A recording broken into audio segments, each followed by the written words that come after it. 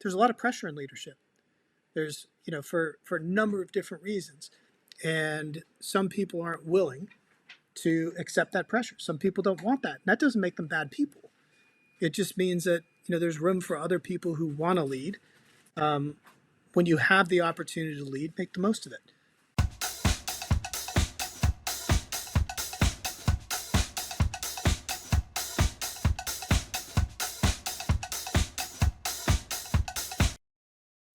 This week on Hero CXO, John Katz, CEO of Woking Football Club.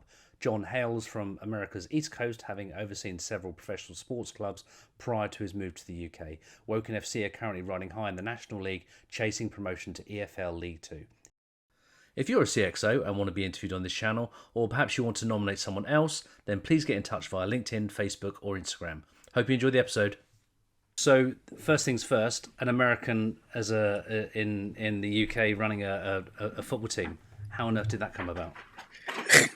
It's funny. I spent my career in baseball in America, and I just at some point in the late 2000s, I just fell out of love with the sport. It happened to be at a time when one of my sons stopped playing baseball and stopped playing basketball to focus on playing football year round. And it's just been this, love affair that I've had. I played however many years ago in high school, 30 years ago in high school. That was only because the baseball coach made the fat kids play footy so that they could run. In fact, I don't remember a lot about this, but I remember him specifically telling me, I don't care if you play or not. You just need to run with those boys. I said, okay. Scored a hat trick on my debut and never scored another goal in my life. But how many games did you play after that first game? Well, I played whatever Lots. It was, a season and a half in high school. And then I started to play again in my 40s. And, I'm the only person, touch wood, over 5 years of playing in my 40s to have both knees and both ankles. Because we had players dropping like flies. Yeah, the first training session, the most fit player on our side did his ACL. So why football? I'm not going to mention soccer, but why football leadership? It's interesting because I never, early in my life, beyond playing in high school and the occasional World Cup, I never really watched football. I started watching really in probably 2009. My son, who would have been 8 or 9 at the time, begged me to watch a football match with him on the couch.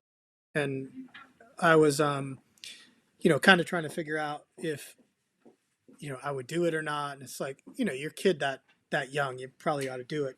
So it happened to be just some random football match from Spain. You might have heard of it. They call it the Clasico.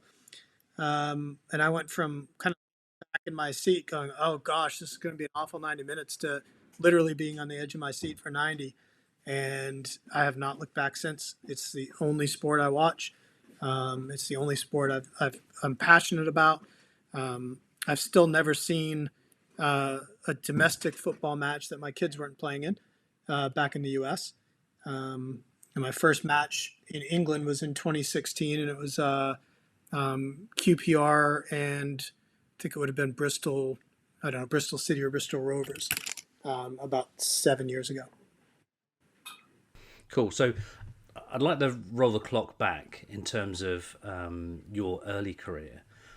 Now, obviously, you did a marketing degree, but yes. Why, from what I can see from your experience, why sports leadership? Why not? It's interesting. It was totally unintentional. So I started my MBA. I got an undergrad degree in marketing. I was going to go for a graduate degree in marketing, and I transferred my studies to the University of Maryland, Baltimore County. And before school started, I couldn't find a job. I'd hoped I'd be able to get a job with a PR firm in Baltimore. I wasn't necessarily sold on it being a sports PR firm, but rather being a firm that might have done some work with a sports team. And I couldn't find a job. So about a month into it, one of my friends from college called me and said, "What are you up to?" And I said, "Well, literally, I'm just sitting around the apartment. I've got nothing going on. I'm just, waiting for school to start, struggling for a job." And so my background at university had been in desktop publishing and writing, and that's where kind of it led into a marketing degree because my dad wanted to stop paying for college if I was going to be a journalist. Uh, so um, I went. This is back in the old days when you went to print things out off a zip disk at Kinko's, and then you printed it out, and then you had to go to FedEx, which at that point was a different place in the U.S. And a month later, I found myself driving with everything I owned to Phoenix for an internship. Okay. So, do you think there's much difference between being the leader of a sports organization versus a commercial organization? Although obviously football is commercial, but obviously it's very different in terms of you got a your product is a team or a squad of players that play every week. How does that differ leading them as opposed to a typical corporate business? So it depends. If you look at it from the first 30 years of my career, um, minor league baseball, which is a massive business in the U.S., there's very little involvement between the actual team, being the front office, the management, the president, the CEO, all of that, and the actual baseball team. So in baseball, we control everything that happened outside of the white lines. Um, in non-league football, of course, we control or have our stamp on everything in and out of the white lines. So in that case, it's a little bit different, but the fundamentals of business don't change. You still have a marketing function, you still have sales functions, you still have PR functions, accounting and finance, and all of the different things that, whether I was in the corporate world or in the sports world where I am, um, it's almost like you could look at it as the business itself is a bit of a widget. You can interchange whether it's corporate, whether it's American baseball, whether it's football here in England, or some corporate gig.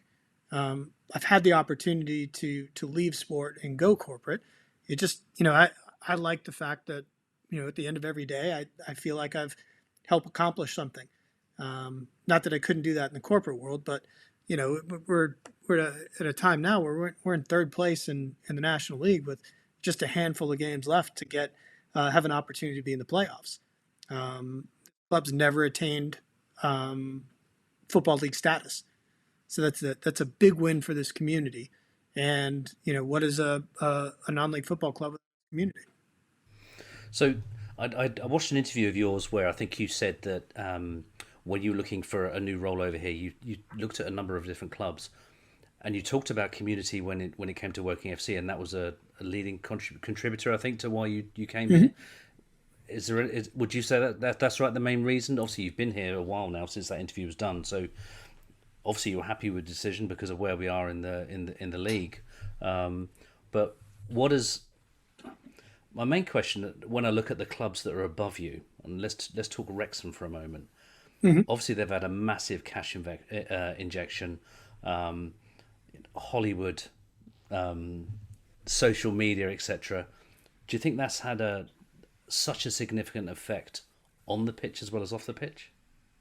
Oh, it most certainly has. Look, my partner and I are just, you know, you know, B-list sports people from America. We're not A-list Hollywood celebrities. We don't have that kind of scratch. We're not getting Premier League level sponsors to be on the front and sleeves of our kit. Um, but we're here living it, or I'm here living it. I'm here day to day. I see my manager more than I see my family. Um, and we don't have the budgets. We're not going to compete on budget with a Wrexham or a Notts County or Chesterfield or some of the other clubs. But where we do compete is that we are here. We're constantly not a and nothing against the boys at Wrexham, but this is my livelihood now. I've made a conscious decision to leave another industry in which I was very successful to come here and bring, a bit of pride and glory back to this community. Because there is such a rich history of football in Woking, but we've never gotten out of the conference.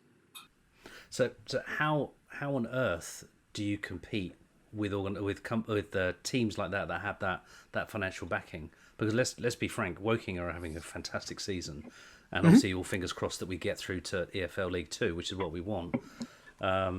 Then of course there's a different challenge. We've got to try and stay there, right? So how do you compete with the big boys when you don't have the financial backing that they do? At the end of the day, which is another business expression I hate, but at the end of the day, it comes down to 11 on a Saturday, right? You can do, and I think Darren Sorrell has done a master class of recruitment. Um, it comes down to 11v11. Um, we saw last year, Wrexham, I believe, was in first when they came to us in April, and we beat them 2-1. And they went on to finish in second. Stockport took the league, and they didn't even get through the playoffs. Um, so really, that one spot that everyone is fighting for, the way it stands now, is first. And whether that's Wrexham, whether that's Notts County, I could tell you that from my standpoint, if we got to a final at Wembley, I would love to be it against Wrexham, because I think it's a very interesting dichotomy on how Americans slash North Americans got involved in football, and how we've gotten our teams to very similar places. But again, at the end of the day, it's a manager, 11 players, three substitutes, that are going to determine the fate. And in some cases, it doesn't matter how much money you have sitting on the bench; it's how much talent you have in that first 11, and how impactful your three subs are. Indeed. So what level of involvement do you have with the team that actually that turn out on the pitch on a Saturday or midweek? Um, I get into interesting selection discussions, um, but Darren is ultimately the be all and end all. We'll talk through transfers. We'll talk through. I got into a conversation with our staff on Tuesday before the match about one specific position and who should start in that position. Um, but at the end of the day, it didn't matter what my opinion was, because Darren knew what he wanted to do. And other than just being a bit unlucky, we should have won 5-1.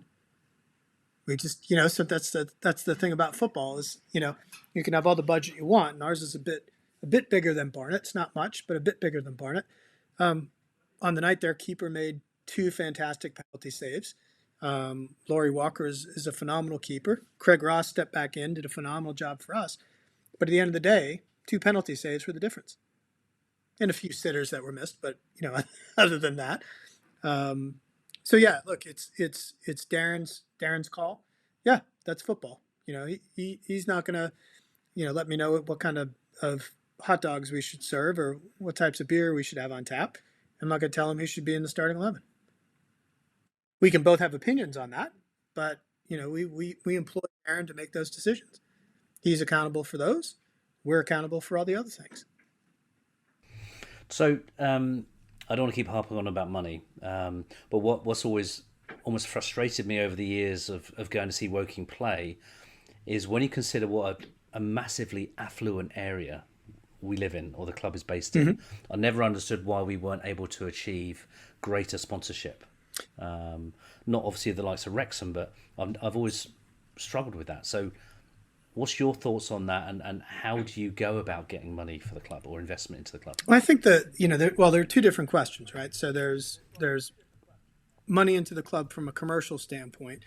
I think we've made very good inroads in the last couple of years, and now we're in the process where we're taking a lot of extra care in who we have come in to succeed our commercial director, because um, he did a really good job bringing in revenue.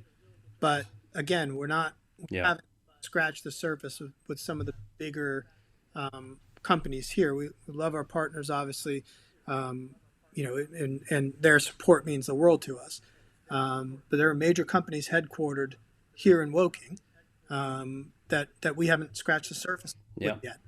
And I think part of that could be that our league position has been, in some eyes unfavorable, kind of bouncing between the conference and the conference south.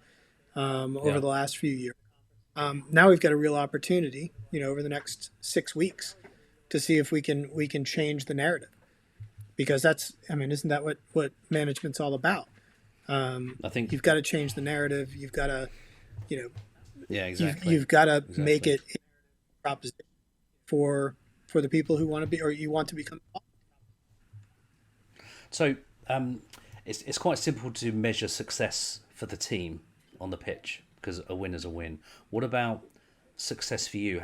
How do you measure that, and what does success mean for you as the CEO of Woking FC? It's all about numbers. It's a numbers game. When you strip it all back. My partner and I came in with a 3-year plan. Um, I think our stated goal for this season was top half. Um, Publicly, I think top 10 was kind of our internal discussion. Um, if we finish in the playoffs, we've overachieved. So from that standpoint, I think we're well on our way to overachieving. The other aspects of the business that we have taken in house, and over time we look to improve and grow, is we've taken our food and beverage operation in house for the first time. We have upgraded our technical and kit partners to try to provide some really unique, impactful playing kit and training wear.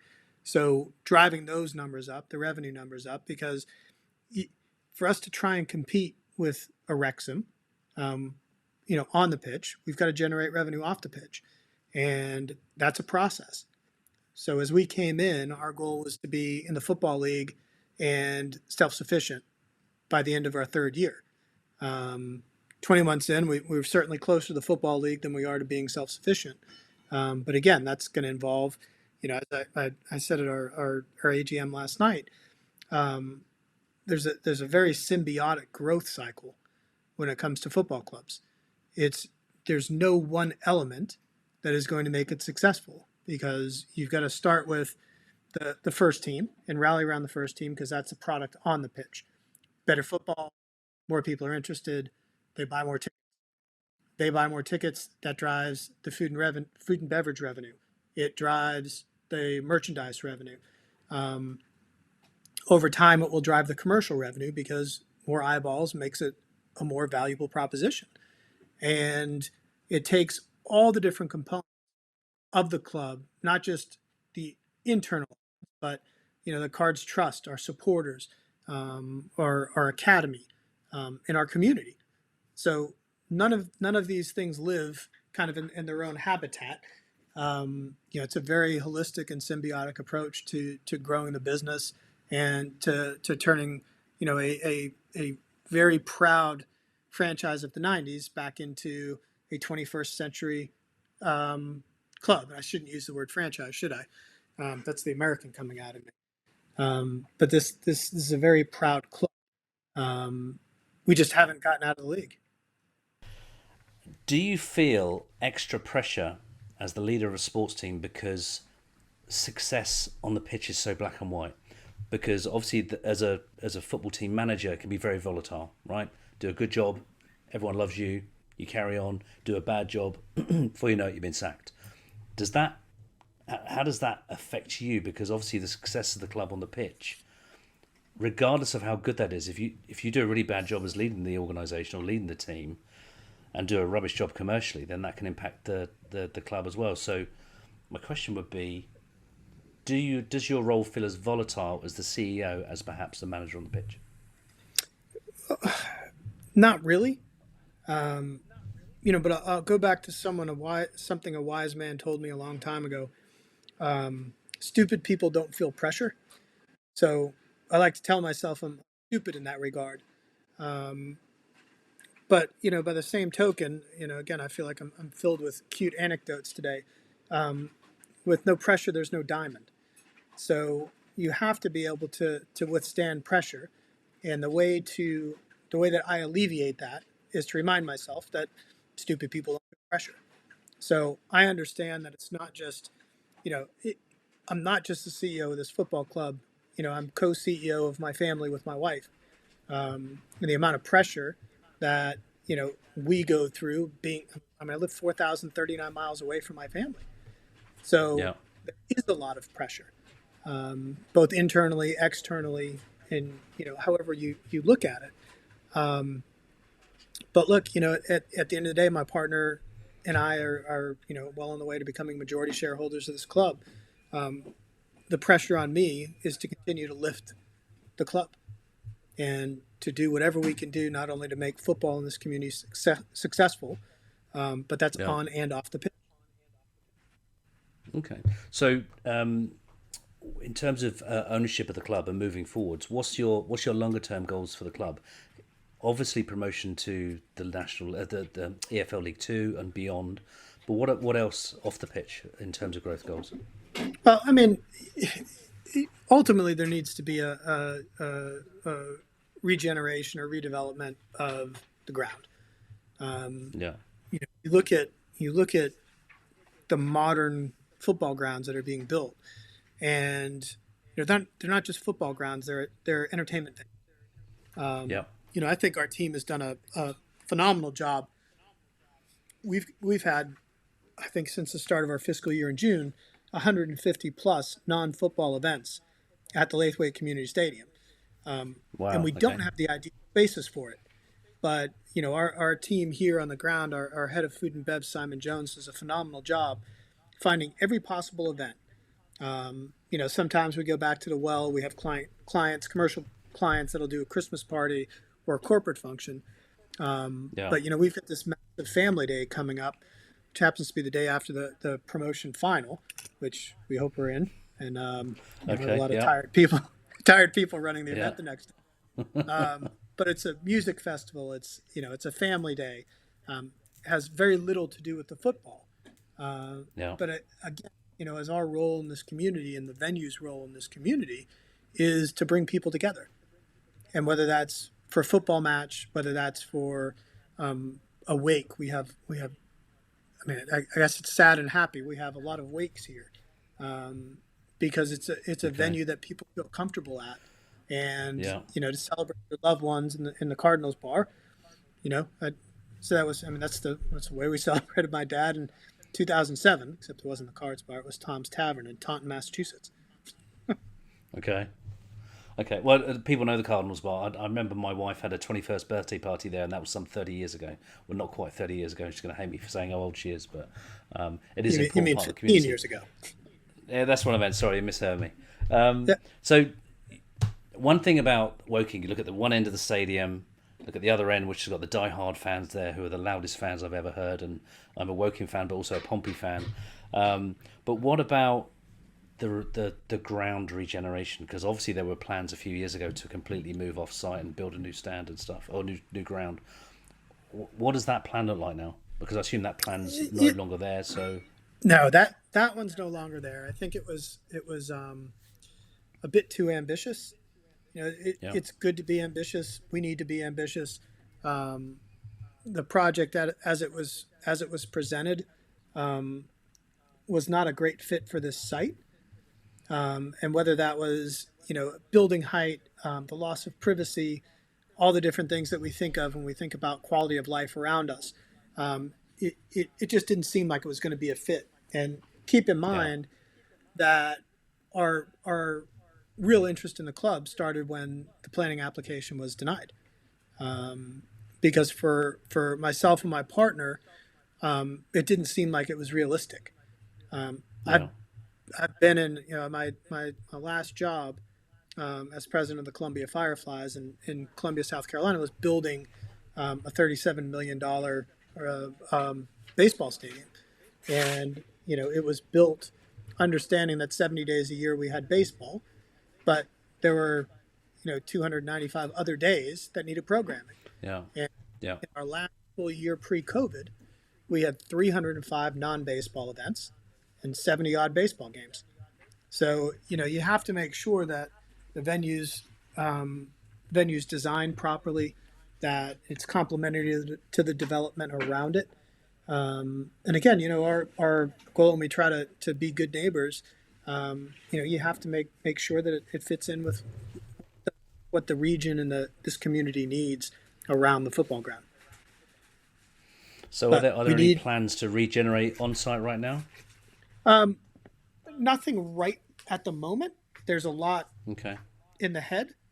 Um, but again, we're right now we're in the process of fixing the business.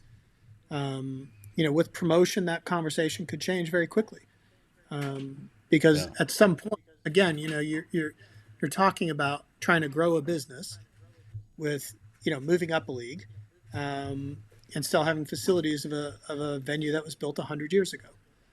So we're mindful of that. Thankfully with the construction of the Seymour's community stand, down that I'm pointing, like you can see where I'm pointing at, but I know the what you big mean. stand, Yeah. that has the Jeff Chappell Lounge in it. But if you think about it, it's almost 30 years old, Yeah. and as good as it is and was 25 or 30 years ago, it's outdated. So you think about how a regeneration would start in this ground is the stand, the director's stand, the family stand, that end of the stadium would be kind of the first that I think we would target as a Yeah.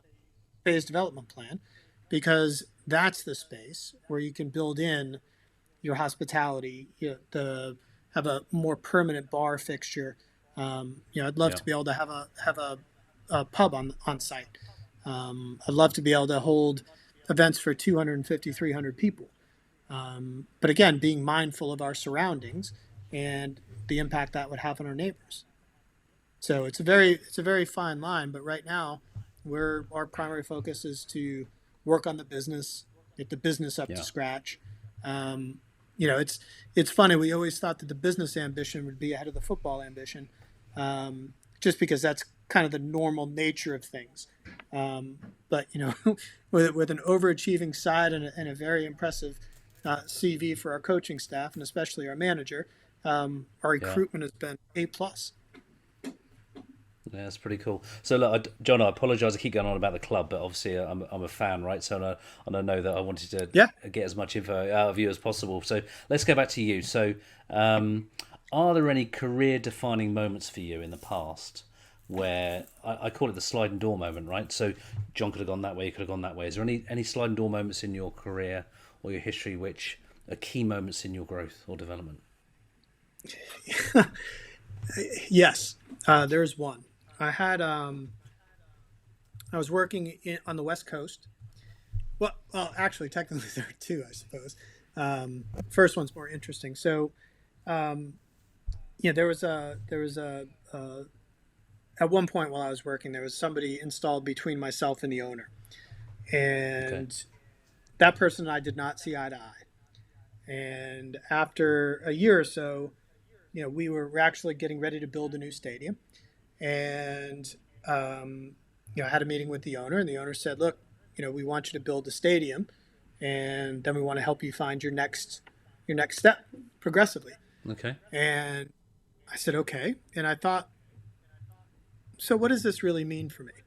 Um, is this really a chance for me to show and kind of skip over the middleman and show what I'm made of, or is it time for me to walk away and do something else? Yeah. And of course, I decided to um, show what I was made of. Um, we opened the stadium 2 hours late, to a packed house, in gosh, April 17th of 2005, maybe. Had an extremely profitable year.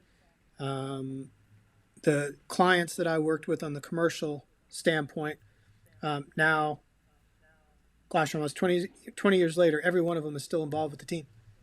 Um, so I built Wow. lasting Okay. relationships. I've got a really neat thing I can point to and said, I did that and I'll never do it again. Well, fast forward 2015, 20 years later, Yeah. I had the opportunity to build another one.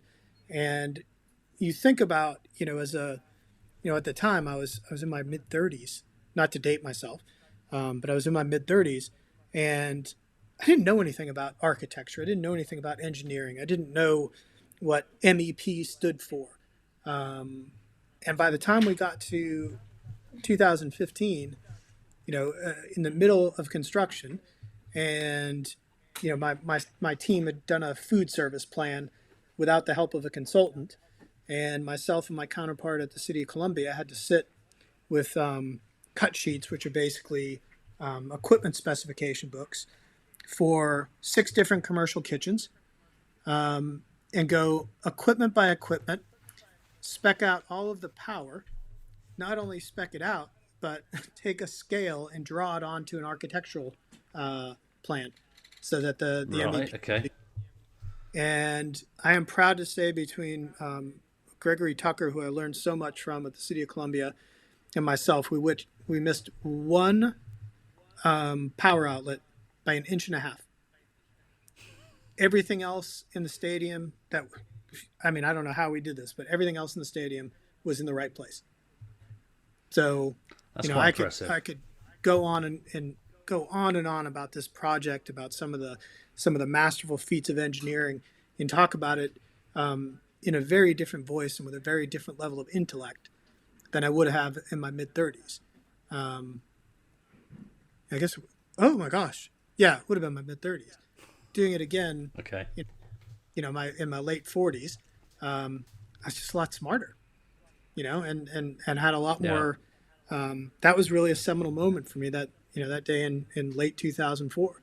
But it was important. It got me to where I am today, and it always makes you reflect on. We reflect on past choices.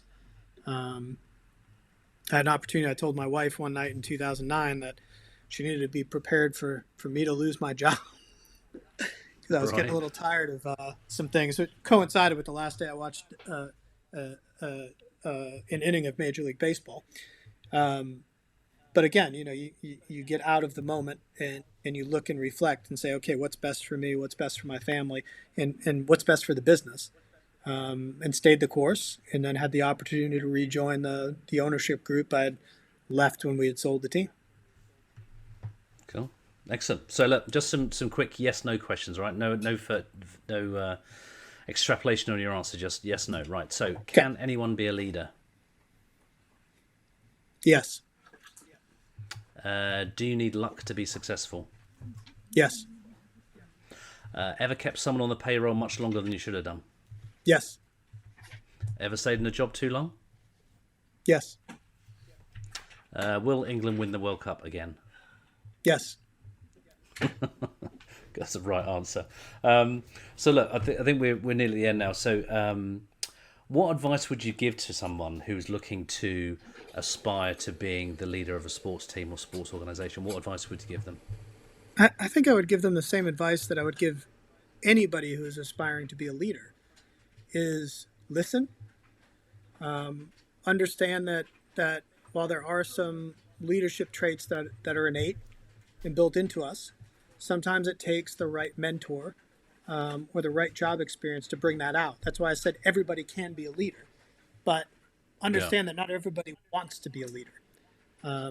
Because, again, we'll go back to stupid people don't feel pressure. There's a lot of pressure in leadership. There's, Yeah. for a number of different reasons. And some people aren't willing to accept that pressure. Some people don't want that. And that doesn't make them bad people. It just means that, there's room for other people who want to lead. When you have the opportunity to lead, make the most of it. Because if you make the most of your opportunity, you all of a sudden will have a chance, whether it's in sport, whether it's in marketing, whether it's in finance, whether it's in banking, wherever, law enforcement, security. It doesn't matter Yeah. really what the Yeah. industry is. The same skill sets are transferable based on your industry. And I go back and I was doing in the U.S. we call it a CPA, chartered accountants here, but I was doing Yeah. work Yeah. that was one step under a chartered accountant in the U.S. I could have taken that somewhere, but those are Yeah. just skills that you pick up along the way, and to be able to do that and to not feel like you're out over your skis, to understand that as a leader you're going to make poor decisions and you're going to learn from them. It's only a bad decision if you make the same one again and expect a different result. Yeah. So normally, John, I would ask people to give me an analogy, but I think you've given me quite a few. That I've got some excellent sound bites, by the way, in terms of advertising this interview, which is really cool. I always ask my guests who they'd like me to invite for the next show. Now, obviously, you were specifically named by one of my previous guests, so thank you for taking up that challenge. Is there anyone you'd particularly like me to try and go after? I see it as a bit of a personal challenge to interview. Yeah, someone that I And don't say Ryan respect. Reynolds, right? No, no, no. It's actually not somebody in England. Okay.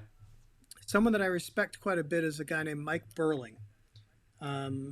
He is I don't know what his title is. I think he's the general manager, stroke vice president of the Durham Bulls, which is Okay. the most historic, storied minor league baseball team in the United States of America. Other than him, I think it would be interesting to interview Sam Kennedy, who is the president of the Boston Red Sox, stroke involved with Fenway Sports Group and all that, because I did spend a short time working with Fenway Sports Group back in the late 2000s. Fascinating Okay. guy. Okay, I'll take that challenge. I can't promise anything because they're quite senior people as well. But I have No, I have interviewed Mike, people from North I America, get so you that's with fine. Mike Burling. I don't know if I Yeah, can you get me that interview. That's cool, excellent. Look, John, I really appreciate you taking the time out of your busy day, and I think I appreciate it. I love the honesty. I love the answers. There's some good stuff in there. I do sincerely hope Woking get promoted, and by the time that this interview goes out, or this goes out, that we are successful. So no, thank you very we'll much have for to do taking the part. follow And up from the after party. that's not a bad idea. That's not a You bad know idea. That's a deal. the That's a deal, funny John. the funny thing about this is, so I have twin boys that are both graduating from uni. Okay. One of them graduates the day of the promotion final. That's back in South Carolina. Well, I'd like to think where your loyalties lie, right? Yeah, well, We're going to get in trouble either way. Before I'm anything else, I'm a dad, right? Yeah, I So know. we'll I get it. we'll see if the sacrifice was winning promotion and missing the game.